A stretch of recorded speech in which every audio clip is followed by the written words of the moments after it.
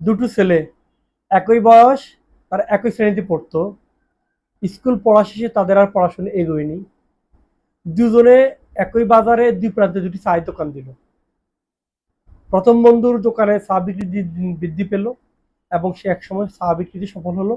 তার আর্থিক অবস্থা দিন দিন শক্ত হতে লাগলো। দ্বিতীয় বন্ধু তার চা দোকানে সফল হয়নি। সেই চা দোকান ছেড়ে দিয়ে ঢাকা শহরে একটি খাবার হোটেলে চাকরি নিল। খাবার হোটেলের ব্যবসা শিখে সে ঢাকা শহরে এক প্রান্তে একটি খাবার হোটেলে দোকান দিল।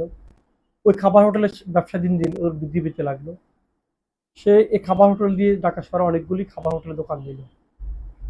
দ্বিতীয় বন্ধু যদি প্রথমে চা দোকানে ব্যবসায় যদি ব্যর্থ না হতো, তাহলে আজকে সে এতগুলো খাবার হোটেলের মালিক হতে পারতো না। এই জন্যই মাঝে মাঝে কোনো ব্যর্থতা বড় সাফল্যের কারণ হয়ে দাঁড়ায়।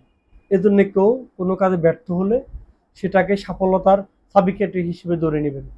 ধন্যবাদ সবাইকে। আল্লাহ হাফেজ।